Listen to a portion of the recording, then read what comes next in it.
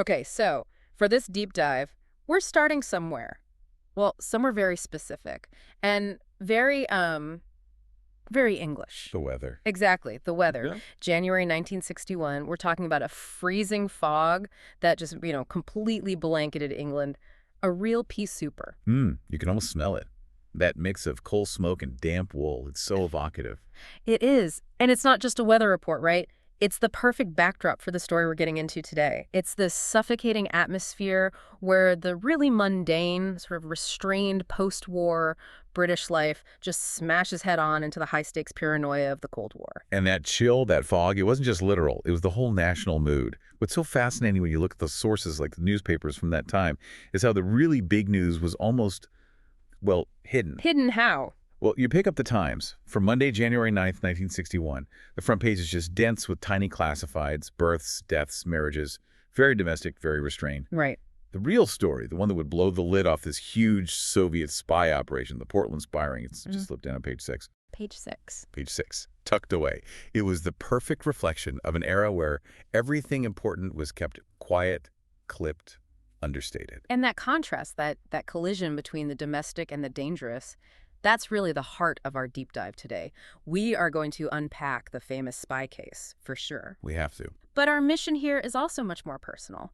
We're looking at a stack of sources that layer all that historical fact, the surveillance reports, the court records over one person's memory. Specifically, the story of a daughter, Anna, who spent decades trying to figure out the truth about her own mother's secret life. A life that was so clearly shaped by that very specific Cold War silence. Exactly. So we're going to explore how one of the biggest espionage cases in British history got tangled up with one family's very private, very suppressed tragedy. It's a quest for a truth that was buried for decades. And as she discovers, the secret is far darker and much, much older than just the Cold War. So let's start with the hard history. The moment the fog, lifted just enough for MI5 to make their move, the arrests. Right, the timeline is crucial. The headlines break on Monday the 9th, but the action starts 2 days earlier, Saturday, January 7th. At Waterloo Station. At Waterloo Station, around 3:20 in the afternoon. Two people, Harry Hooton and Ethel G., step off a train and right into the thick of that miserable fog. And they have no idea they've been watched for months. Absolutely none. This was the culmination of a massive surveillance operation. Hooton, this balding guy in his 50s, and G, who everyone called Bunty, a sort of friendly, unremarkable spinster. They just looked like any other Saturday shoppers. Blending right in. Completely. But the MI5 agents, they had studied their photos for weeks. They knew every line on their faces, every nervous tick. They shadowed them as they walked out onto Waterloo Road. The whole setup was brilliant agents disguised as idlers, newspaper sellers, you name it. And then comes the moment that feels like it's straight out of a movie. It really does. Superintendent Moonraker Smith of Scotland Yard gives the signal. Cars swerve in from side streets, tires squealing on the damp road. Agents just materialize out of the fog. And Smith delivers that famous line. He does. He stands over this completely stunned pair and says, "The hunt is over. Scotland Yard for you." And just like that, the secret war becomes public. Wow. And the evidence they find right there on the street, it's just incredible. It's devastatingly specific. Yep. They look in Ethel G's shopping basket, Bunty's basket. And inside, you find this perfect mix of the mundane and the treasonous. Okay, what was in it? There was a tinned ham, some cigarettes, and famously, a tin of tongue. A tin of tongue. A tin of tongue. Right. And right next to it, 4 highly classified Admiralty test pamphlets and a small, unenveloped roll of film. And that film was the real bombshell, right? That was the jackpot. When they developed it, they found photographs of 230 pages of secret documents and the crown jewel, detailed specifications for HMS Dreadnought. Britain's first nuclear submarine. The very first. The cornerstone of the UK's entire nuclear deterrent program. World-changing secrets, sitting next to a tin of tongue. I mean, you couldn't write a better summary of this whole era. That juxtaposition is just, it's everything. The dreadnought and the tongue, it brought the threat home to people, didn't it? It wasn't about missile silos in some faraway country anymore. Exactly. It was in the back office, in the filing cabinet. It was in your neighbor's shopping basket. And these two people, Houghton and G, they were just clerical staff. That's the key. They worked at the Portland Admiralty Underwater Weapons Establishment. They were what you'd call low-grade informants, motivated purely by money. But their capture was the first domino. It's what led the authorities up the chain to a much more sophisticated, much more dangerous Soviet operation. They were just the bottom rung of the ladder. The very bottom. Seduced by cash, not ideology. And that's a really important distinction when we look at the people they were working for. Okay, so let's move into the core of the ring. Starting with this compromise pair, Houghton and G, it's still amazing that they were the source of such a catastrophic leak. It is. I mean, Houghton was a 55-year-old balding clerk. G was a clerical assistant, the lowest grade you could be. They worked with charts, fleet orders, boring paperwork. They were totally invisible because nobody was looking at the admin staff. They were watching the scientists. And their attempts at spycraft, their trips to London, they were almost comically bad, weren't they? Oh, completely amateurish. They'd take these bizarre roundabout routes, driving to Salisbury to catch a different train, adding hours to the journey, thinking they were being clever and throwing off anyone who might be tailing them. It sounds more like they were just making their own lives difficult. It shows a real carelessness, a kind of recklessness that probably came from getting away with it for so long. They thought taking a 3-penny bus ride to a market in Walworth was sophisticated counter-surveillance. And the signals they used to get their instructions, it's even more mundane. It's textbook low-level stuff. Houghton would get a piece of what we'd call junk mail. A Hoover vacuum cleaner brochure, for instance. Hoover brochure. Yep. Seriously. Seriously. Or an advertising card for a posh clothing shop called the Scotch House. That was the signal to meet his contact. It's brilliant because it's so boring. Who's going to intercept junk mail? No one. It hides in plain sight. Exactly. And to identify himself in these suburban pubs, places like the Maypole or the Toby Jug, he'd have to do something simple. Carry a copy of Punch magazine or just wear a single glove. And again, it was all for money, to fund a better lifestyle. And the papers at the time loved the detail that he was cheating on G with another woman. Right, painted them as morally bankrupt, not just traitors, which, makes a much better story for the tabloids. And this whole amateur hour setup is in such stark contrast to the man they were feeding the secrets to. The man they met on Waterloo Road, Gordon Lonsdale. Now, Lonsdale was the real deal. His actual name was Kunan Mollady. He was a professional intelligence officer. Dark, stocky, charming. He had a style and a spark that Houghton and G completely lacked. He was the middleman. The vital liaison agent. The cutout. He was the firewall between the low-level sources and the real core of the operation. And even his choice of meeting place, that wide open stretch of Waterloo Road, shows his professionalism. How so? It's got perfect sight lines. No tight corners, no doorways for an ambush. It's a place chosen by someone who knows tradecraft, who wants to see any threat coming from a mile away. But Lonsdale himself wasn't the top of the chain either. He was reporting to the people running the technical side of things, the communications hub, the Krogers. Ah, the Krogers. Morris and Lona Cohen. Their cover story is, for me, one of the most incredible parts of this whole affair. They posed as Peter and Helen Kroger, a perfectly nice, middle-class, trustworthy couple from New Zealand. And that detail that they were from New Zealand was a stroke of genius for 1961 Britain, wasn't it? An absolute masterstroke. Yeah. In the British imagination back then, New Zealanders were the epitome of honesty. Reliable, provincial, decent. They were trusted, as one source puts it, almost more than one's own people. So they just blended in perfectly in a suburb like Ruislip. Seamlessly. They ran a quiet little business selling antiquarian books from their bungalow. Their neighbors thought they were charming. A bit quiet, maybe, but totally normal. And this is where the story gets really chilling. The contrast between that perfect suburban cover and what the police actually found inside their house, the place that became known as the Gadget House. Yes. That unassuming, bow-windowed bungalow. It looked like a doll's house. The absolute picture of domesticity. But inside, nearly every ordinary object was actually a piece of incredibly sophisticated spy gear. Okay, we have to go through the gadgets. Let's start with the communications. How were they sending all this information back to Moscow? Their entire living room was the hub. They had a Murphy radiogram, a big, clunky piece of furniture that was in thousands of British homes, but theirs was modified. Tuned to a secret frequency. Exactly. A high-frequency band for receiving foreign transmissions. And hidden in a small panel in the back, you could unscrew it, were a set of headphones. So Helen Kroger could sit there, listen to coded messages from Moscow Center, while looking like she was just dusting the furniture. Unbelievable. And what about the Ronson table lighter? That's another famous one. A beautiful piece of engineering. It looked like a normal heavy-duty coffee table lighter, but was hollow. Inside, it contained rolled-up strips of microfilm. With what on them? Signal plans, Yeah. transmission dates, times, and the call signs they needed to listen for. These were code names based on Russian rivers and towns like Volga Yaaksov, meticulous, scheduled down to the second. The level of detail is just staggering. It extended even into the bathroom, right? Oh, yes. The 3 flowers, talcum powder tin, another common everyday object. It was designed so that if you shook it, talc would come out of the center, just like normal. But it wasn't normal. Not at all. Concealed in hidden side compartments was a microdot reader.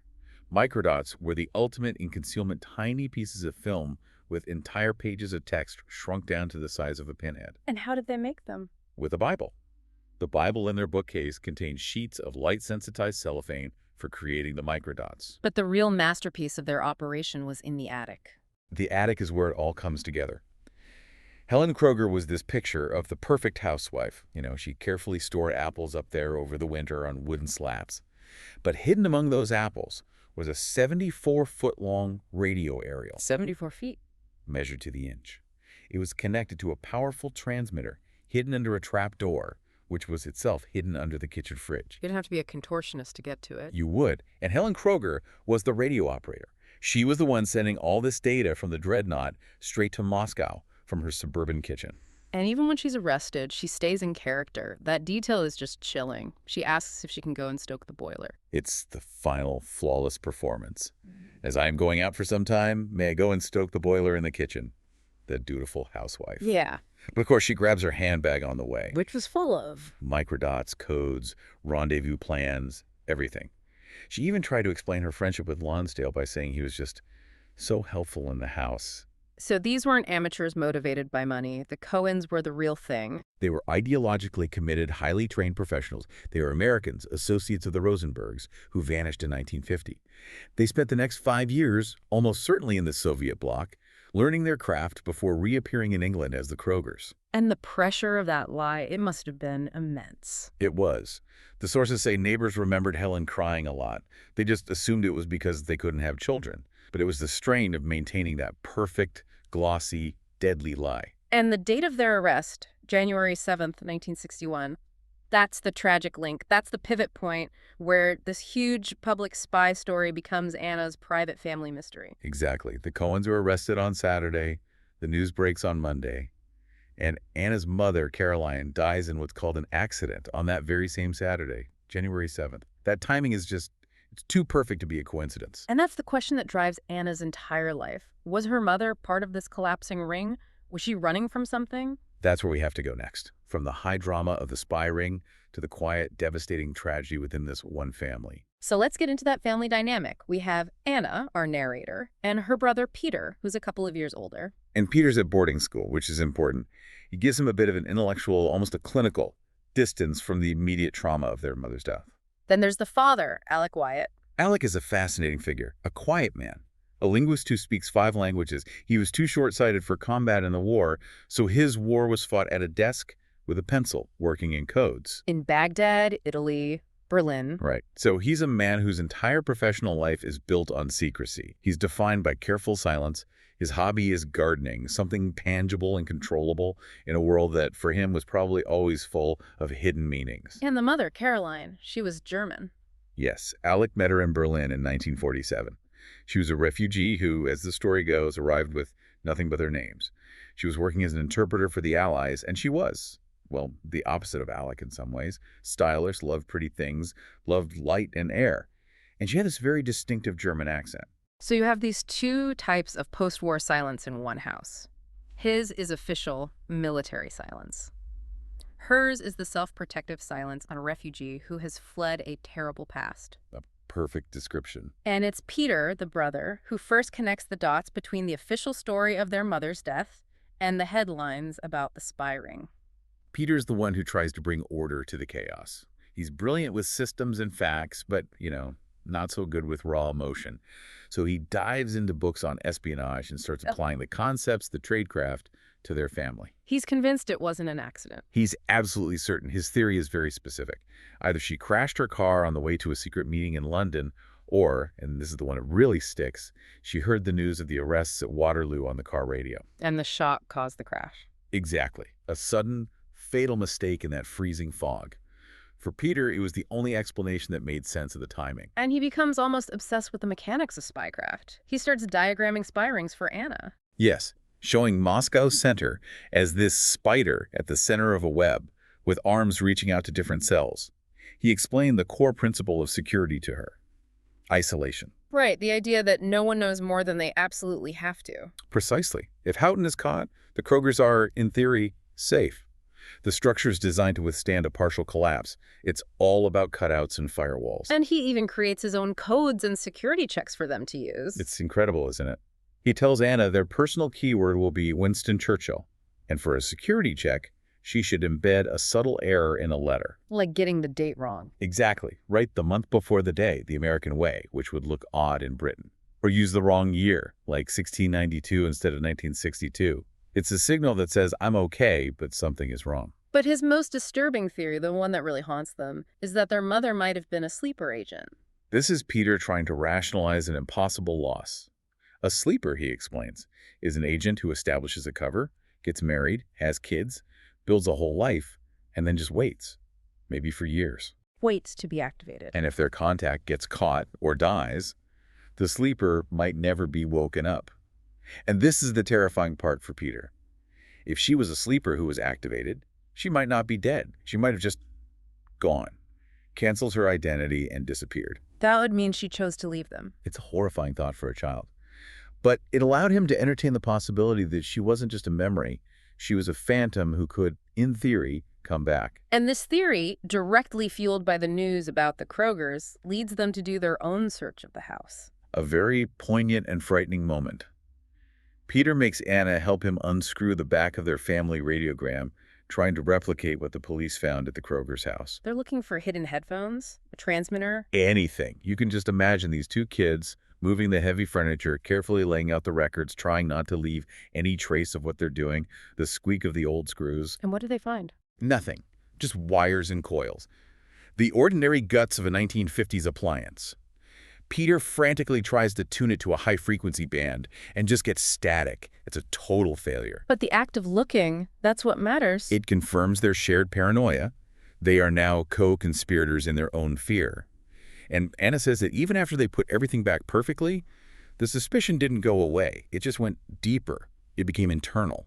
So the search then turns to their mother's past, to her origins, which were vague. Very vague. All Anna knows is that her mother came from a city called Königsberg, a place with tall houses where you could see the ships from an attic window. But when Peter goes to look for it, It's not there. He checks the school atlas.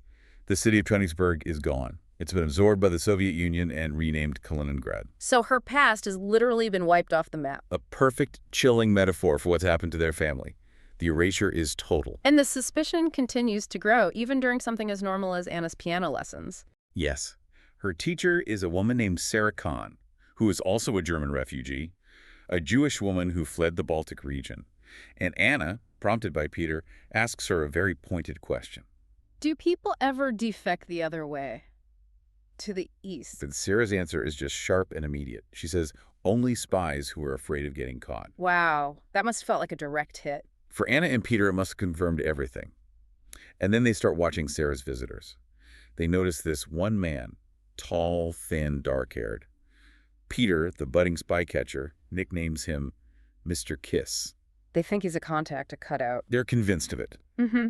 And then one day, they see him in Oxford. And this is the moment that Peter's sleeper theory suddenly feels terrifyingly real. They're on a busy street, pre-Christmas shopping. They spot Mr. Kiss walking towards a bus stop.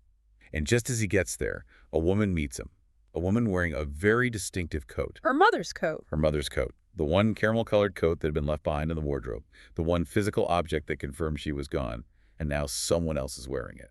And They get on the bus. They get on the bus. And just before it pulls away, a gloved hand wipes the steam from the inside of the window. Anna almost sees a face, but it's just a blur. The implication is just staggering. Either their mother is alive or her identity, her role, has been passed on to someone else. She's interchangeable, just like her coat. If the Crovers could invent new lives, why couldn't her mother? Or why couldn't someone else invent a life using her mother's things? It's a question that hangs over Anna for decades, which brings us to her adult search. She finally takes that trip to the Deadland. Yes, this is years later. Anna is an adult, and she finally goes to Kaliningrad, the former Königsberg. The journey itself is described as this incredibly tense, paranoid experience. She feels like she's crossing a real frontier. She is. And when she gets there, the physical reality of the city is a shock. It is the East that she and Peter had imagined as children. The old Prussian city is gone, not just damaged in the war, but systematically demolished by the Soviets afterwards. Completely. Blown up, bulldozed, and replaced with these huge, crumbling Stalinist apartment blocks and roads as wide as runways. It's a city built on the principle of erasure. And this is where she meets an old German man, another former resident of Königsberg. Right, an accidental guide. And he gives her a key piece of information. He corrects one of her mother's cherished memories. The memory of seeing the sea from the attic window. He tells her flatly that's impossible. The city is 30 kilometers inland. She probably saw the river, the Pregel, and the masts of the ships in the harbor. So even her mother's own memories were flawed or distorted. But this man points her towards the one place she might find a concrete fact: the archive. The archive.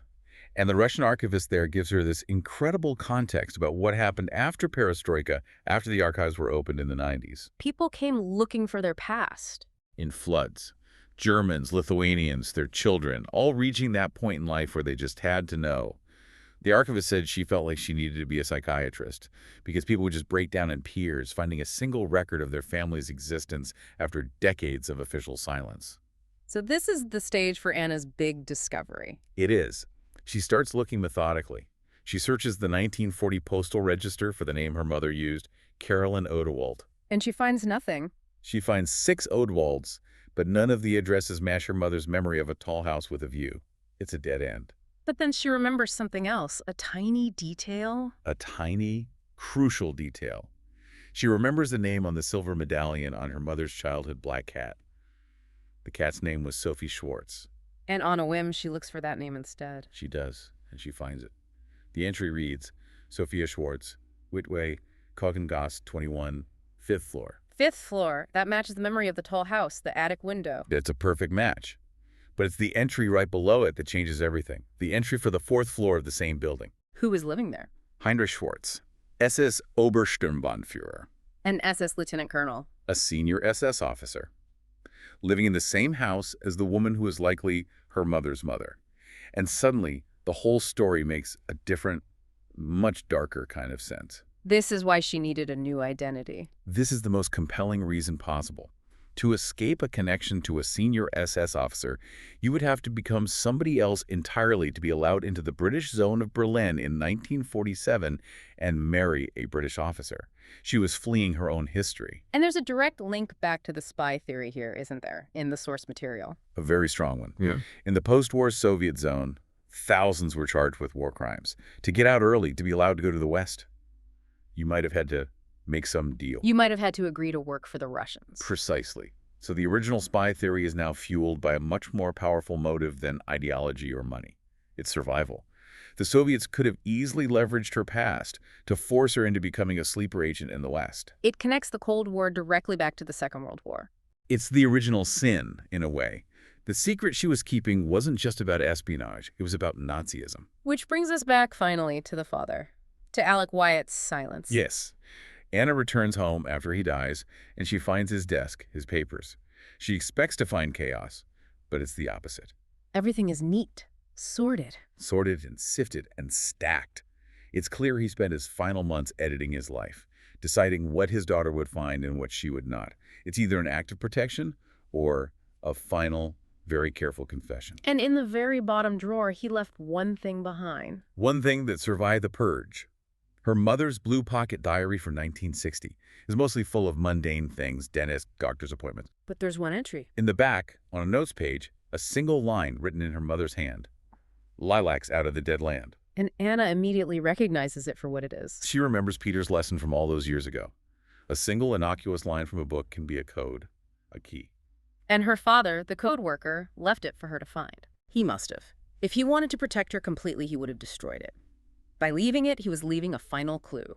He was ensuring that after he was gone, she would finally have the key to the secret he had guarded his whole life. And she realizes the house itself has been edited, not just his desk.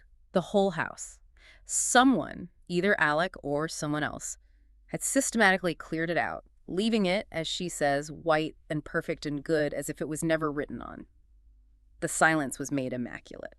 So when you pull it all together, it's just an incredible journey. You start with a Cold War spy story, A classic one, with gadgets and dead drops and all the tradecraft. but you end up somewhere so much darker, so much more personal, in the ruins of World War II, with a family secret rooted in the SS. And at the center of it is this woman who had to put on a new life every single morning, like her makeup, like her earrings, just to get through the day. And the conflict for Anna is reconciling that mother she knew, the smooth, glossy, perfect one, with this shattered truth that her brother's paranoid childhood theories accidentally uncovered. The big question remains, doesn't it? Was she a sleeper agent who was activated in 1961? Was she a desperate refugee who traded information for a new life? Or was she just a woman trying to escape an impossible past who could never quite outrun it? The father's role suggests he knew enough to be afraid. He lived in silence, but in death, he left that one small key. I think what stands out most, though, is what this all says about memory and truth. The source material mentions that when people are gone, the official record diminishes them. It never tells the whole story. And if that silence and secrecy created all this pain for Anna and Peter, what's the cost of digging it all up? Of shattering that carefully constructed story that a loved one built to protect themselves or maybe to protect you? That's the ethical dilemma at the heart of it. Does the truth always make things better? The human mind needs a complete story, even if it's a painful one. I think that's what drove both Peter and Anna. And so, for a final thought to leave you with, let's go back to that idea of code. In a film about the spy, Violet Sabo, she uses a recognition code to meet a contact, a series of seemingly innocent phrases about the weather. It's good that spring is here at last, It was a long winter. and now the days are drawing out. It sounds like simple small talk. But what deep, immediate, life or death question were those lines actually designed to answer? That's the essence of a hidden life, and that's the challenge we'll leave you to think about.